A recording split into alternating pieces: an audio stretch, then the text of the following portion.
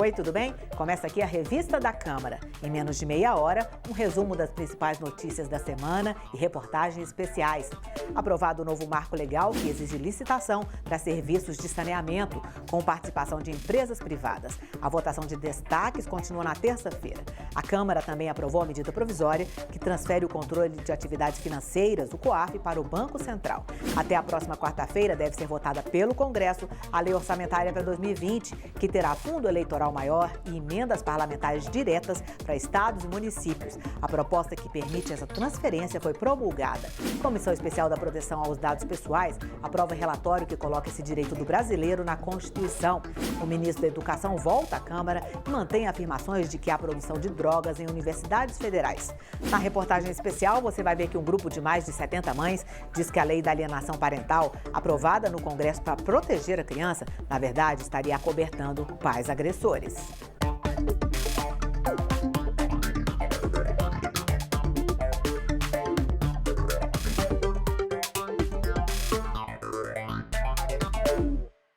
Na semana que passou, os deputados aprovaram o novo marco legal do saneamento básico. A proposta estabelece prazo para o início da obrigatoriedade de licitação para os serviços do setor, que poderão ser prestados por empresas públicas ou privadas. O repórter Cid Queiroz mostra o que mais foi aprovado.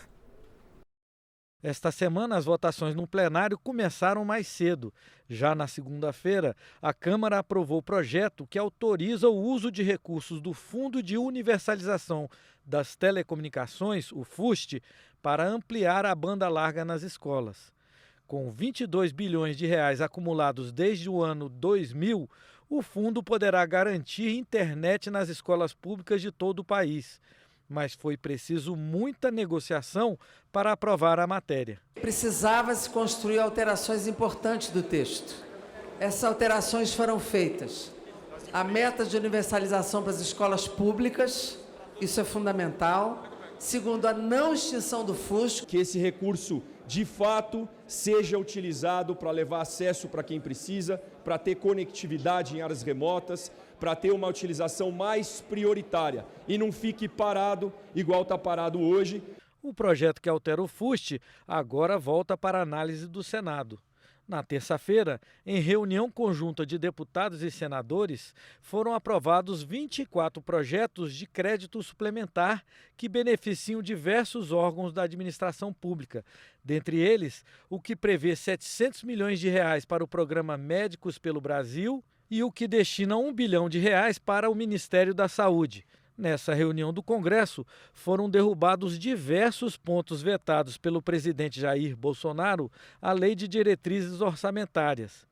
No entanto, foram mantidos os vetos à mini-reforma eleitoral. O candidato vai lá, comete um crime eleitoral sujeito a um pagamento de multa e o partido banca o pagamento desta multa com dinheiro que vem do fundo partidário. Ou seja, é um absurdo. Nós entendemos que as multas, o partido tem que pegar recursos do fundo de campanha para pagar. A sessão do Congresso aprovou ainda o PPA, Plano Plurianual, para o período de 2020 a 2023.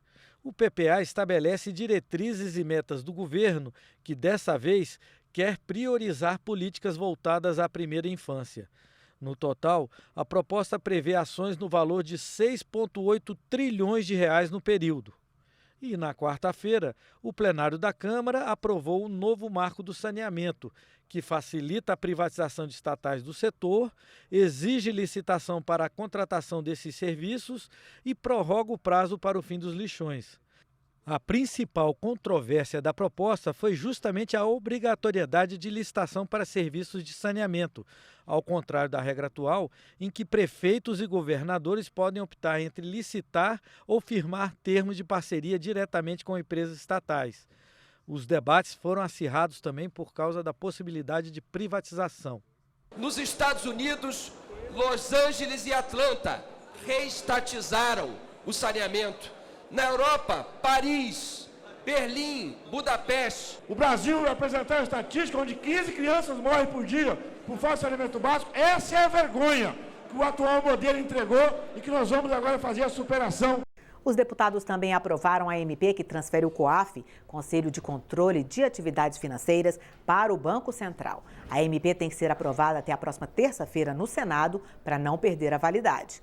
No Senado foi aprovado o pacote anticrime, que traz diversas modificações na legislação penal e processual penal. O texto seguiu para a sanção do presidente Jair Bolsonaro.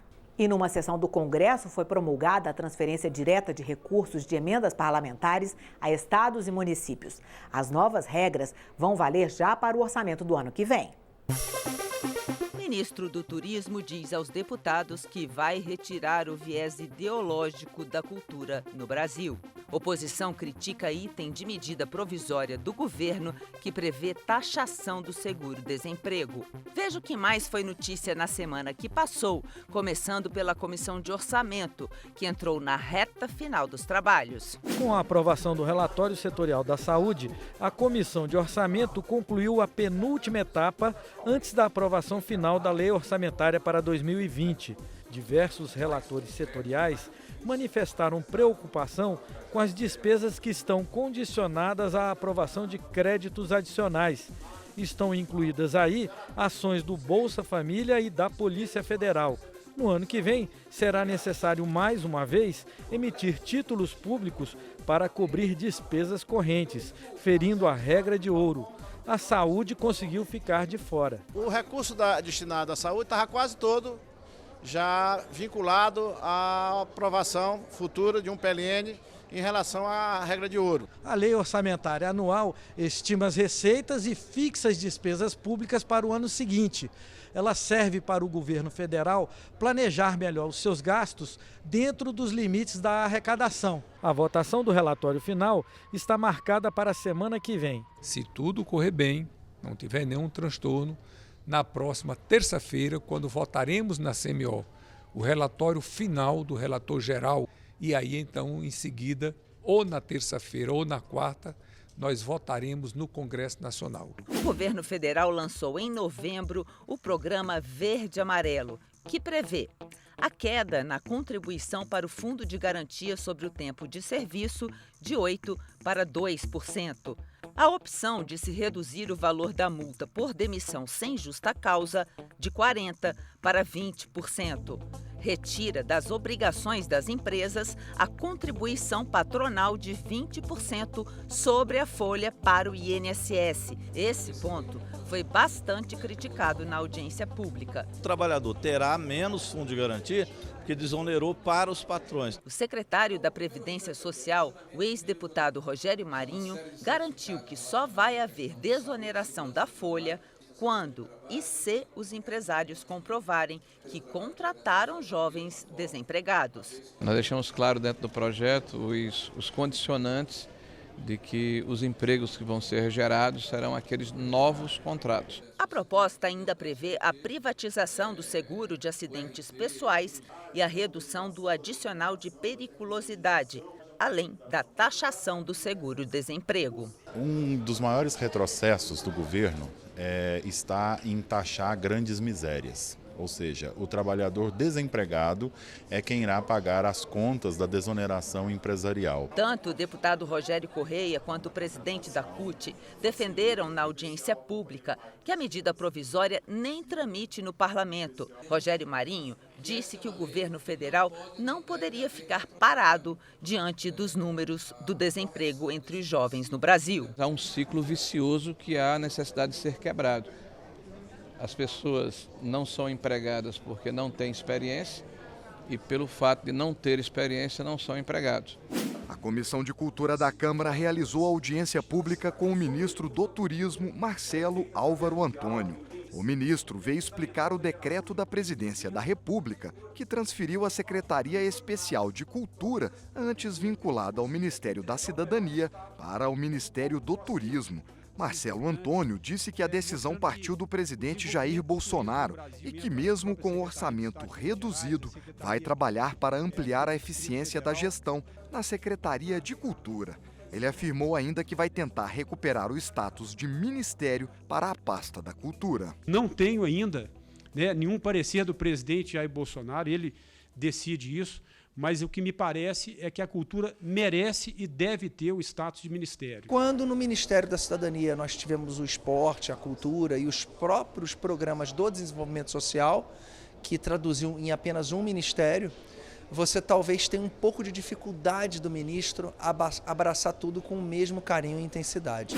A Câmara dos Deputados realizou uma comissão geral para debater os parcelamentos tributários no Brasil. O estoque da dívida ativa chega a mais de 3 trilhões de reais, valor que supera a metade do produto interno bruto de um ano no Brasil. O objetivo agora é buscar mais facilidade na recuperação desses créditos e maior liquidez na economia. Naquilo que é C&D, naquilo que é mais difícil recuperar, a abordagem é outra, a abordagem é, sobretudo, a abordagem da negociação, inclusive em recuperação judicial. E aqui a preocupação nem é tanto arrecadar, aqui é proporcionar a colaboração da Fazenda Pública na recuperação de uma empresa. O ex-deputado federal Luiz Carlos Rauli, atuante na questão da reengenharia do sistema tributário nacional, lembrou que o Brasil tem o 184º pior sistema tributário do mundo. Nos últimos 10 anos, o Brasil cresceu 1% ao ano, enquanto que os emergentes cresceram 93% nos 10 anos. O Brasil não tem futuro com esse sistema tributário. E o ministro Abraham Weintraub compareceu à Comissão de Educação numa reunião marcada por vários conflitos com deputados oposicionistas por causa de declarações polêmicas dadas por ele. Weintraub manteve a acusação. Sim, há plantações de maconha nas federais, nas universidades, e sim, houve a utilização de um laboratório de química de uma universidade federal para a produção de drogas sintéticas. Para comprovar a denúncia, o ministro apresentou uma reportagem de 2017 sobre uma plantação de maconha que, segundo a TV Record, estaria numa área da Universidade de Brasília. Deputados de oposição acusaram o ministro de tentar impor a orientação ideológica do governo ao ensino público e também de usar uma notícia falsa para tentar acabar com a autonomia das universidades. A única coisa que o senhor fez foi atacar as universidades públicas e com notícias falsas, porque o inquérito sobre esse caso da UNB mostrou que as plantas não foram encontradas no terreno da UNB. Os reitores das universidades não podem ser acusados de situações assim. Eles são gestores de 50 mil pessoas e mais do entorno do tamanho que são os campos universitários. Já os deputados governistas defenderam que o ministro não fez mais do que expor uma situação verdadeira e consideraram positivo o desempenho dele na comissão. Vou dar-lhe uma sugestão ainda. Faça faculdade à Universidade Cívico-Militar também. Coloque os militares dentro da faculdade para vigiar esses adolescentes, para bloquear o tráfico de droga dentro da universidade. Não há uma universidade impune nesse país hoje. Isso daí ele nem precisava ter vindo para mostrar, porque todo mundo já sabia que existia esse tipo de prática nas universidades. Mas eles querem trazer temas polêmicos, que são verdade, para poder atacar o ministro, mas ele sempre dá um show e ele traz a verdade, e é isso aí que a gente está vendo. A oposição fica batendo cabeça. Comissão Especial da Proteção aos Dados Pessoais aprova relatório que coloca esse direito do brasileiro na Constituição. Comissão Externa do MEC também aprova relatório que considera a atuação do Ministério ineficiente. Veja o que foi notícia nas comissões na semana que passou, começando pela Comissão Externa do Derramamento de Óleo no Litoral, que apresentou sugestões para enfrentar possíveis novos desastres desse tipo. Com mais de 160 páginas, o relatório parcial da Comissão Externa sobre o derramamento de óleo na costa brasileira aponta falhas na atuação do governo na gestão do desastre ambiental que atingiu 11 estados, 126 municípios e 850 localidades. Segundo o relatório, aprovado por consenso na comissão, o acidente já completou mais de 3 meses e ainda não se sabe quanto óleo foi derramado quem causou o derramamento e quando. Nós deixamos muito claro nesse relatório a responsabilidade do governo federal sobre este tema. O governo tem sido, até aqui, muito omisso. Entre outras medidas, o projeto de lei sugerido pela comissão externa institui o Sistema Nacional de Prevenção e o Sistema de Detecção e Monitoramento de Incidentes de Poluição por Óleo na costa brasileira. Além disso, incorpora na lei a estrutura operacional prevista apenas em decreto, que trata dos conselhos de articulação entre os órgãos do governo para a implementação do Plano Nacional de Contingência. Em 1 mês e meio de trabalhos, a comissão tomou depoimentos de dezenas de especialistas e autoridades, além de fazer uma diligências em áreas contaminadas no litoral pernambucano. Uma preocupação foi com as populações atingidas. Para os deputados, a medida provisória do governo que concedeu auxílio financeiro aos pescadores da região veio tarde e foi insuficiente. Nós estamos, inclusive, propondo que seja de 6 meses e que seja para todos e todas que foram atingidos, não só para os pescadores. Os encarregados do combate ao maior derramamento de óleo ocorrido no litoral brasileiro manifestaram apenas uma certeza sobre a causa do desastre. O vazamento não veio de nenhum poço de exploração de petróleo no país. Foi o que comprovou a análise das amostras coletadas. Esses óleos, através de uma análise comparativa com o banco de óleos do Centro de Pesquisas da Petrobras, já foi constatada compatibilidade com óleos venezuelanos. O fato de não ter sido identificada a causa 100 dias depois do aparecimento das primeiras manchas de óleo preocupa os parlamentares. Isso faz com que a credibilidade dos órgãos que estão postos nessa mesa, eles fiquem em xeque. Procuraremos de todas as formas tentar chegar na origem da onde veio este óleo. O resultado do trabalho da comissão externa está distribuído em 273 páginas. Segundo o documento, a atuação do Ministério da Educação está aquém do esperado. Entre os problemas identificados estão falta de planejamento estratégico para 2019, atraso em diversas metas do Plano Nacional de Educação e falta de transparência democrática na escolha de reitores. Vamos atuar nisso, defendendo que os critérios de distribuição de recursos sejam técnicos, que não existam cortes e contingenciamento ao longo do ano sem nenhuma previsibilidade. A gente está fazendo um acompanhamento sério do Ministério da Educação, do Executivo, que é o nosso papel constitucional, que a gente não está só batendo de frente, mas está apresentando soluções, está apresentando caminhos. A ideia é apresentar o texto à Comissão de Educação da Câmara, ao presidente da Câmara, Rodrigo Maia, e ao Ministério da Educação. Botar de lado um pouco qualquer diferença política que exista entre nós e conseguir fazer com que a educação brasileira, a alfabetização em especial, ande, que não aconteceu esse ano. O presidente do Banco do Brasil, Rubem Novaes, esteve em audiência da Comissão de Trabalho, de Administração e Serviço Público. Recentemente, Novaes defendeu a venda do banco para a iniciativa privada e os parlamentares queriam esclarecimentos sobre isso. Sou a favor da privatização? Sou. Vai ter privatização? Não. Porque o presidente disse que não vai ter e porque teria que passar pelo Congresso. Se o banco for privatizado,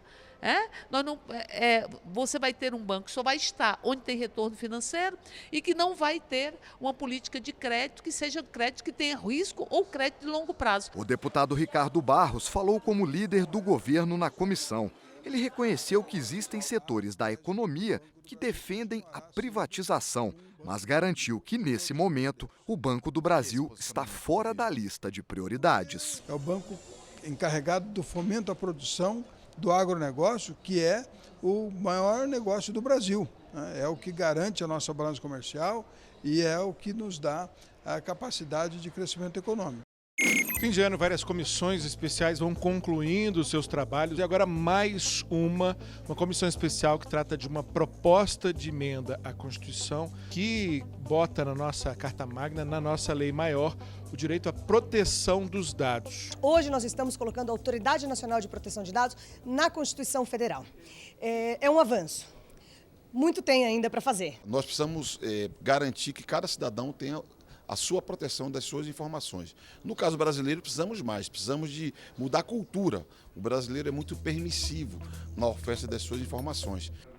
O Conselho de Ética da Câmara aprovou por 10 votos a 1 a suspensão do mandato do deputado Boca Aberta do PROS do Paraná por 6 meses. A decisão final sobre a punição será dada pelo plenário.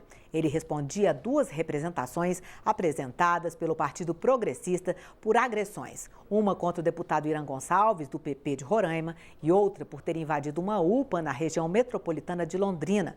O deputado Boca Aberta diz que vai recorrer da decisão na CCJ. Há 9 anos em vigor, a lei de alienação parental vem provocando polêmica.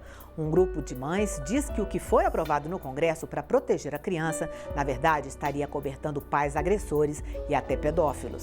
A reportagem é de Aline Machado.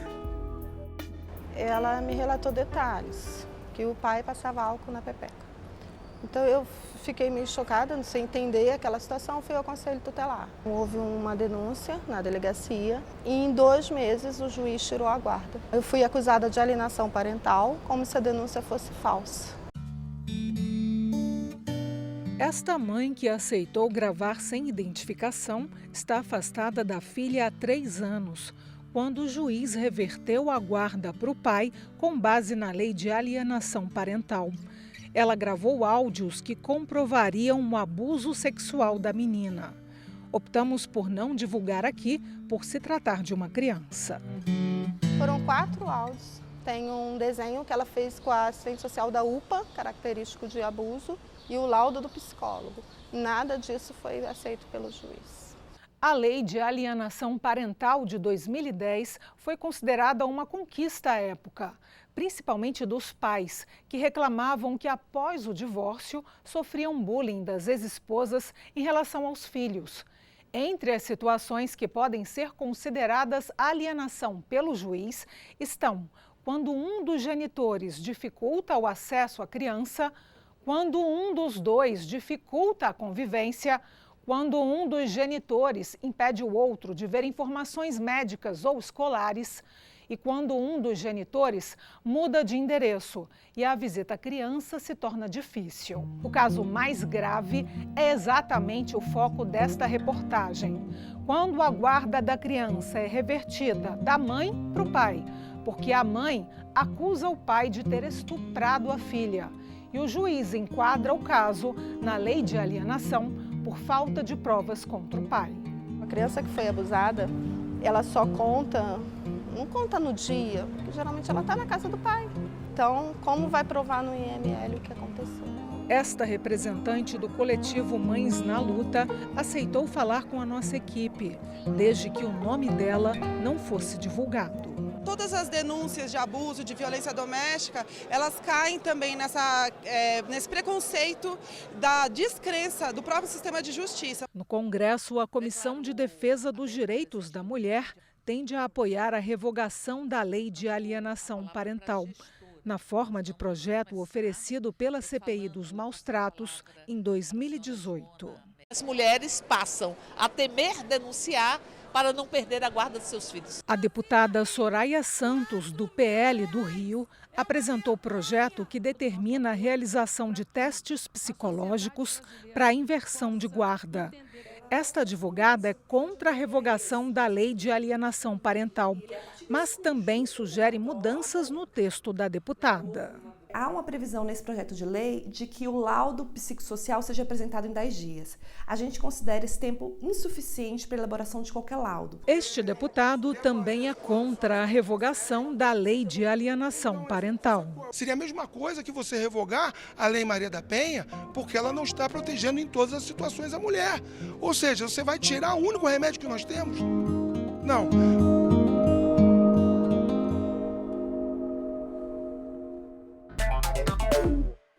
E quando a gente percebe, mais um ano vai chegando ao fim.